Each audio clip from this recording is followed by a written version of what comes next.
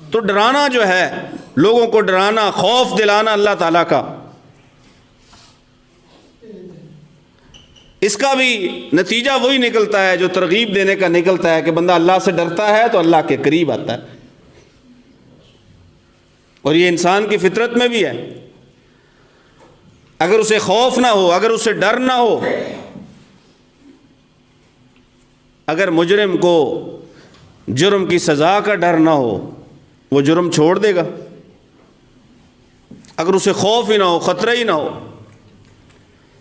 कि मुझे कोई सज़ा मिलनी है, मुझे सज़ा कौन दे सकता है, सज़ा तो है ही नहीं, मुजरिम जुर्म करता चला जाएगा। इसलिए अल्लाह वहदहू ला शरीक ने कुरान मजीद में जगह जगह डराया है, और फिर डराने के मुख्तलिफ अंदाज हैं। फ़कैफ़ इज़ा जिअना मिन कुल्ली उम्मतिन बिशहीदिन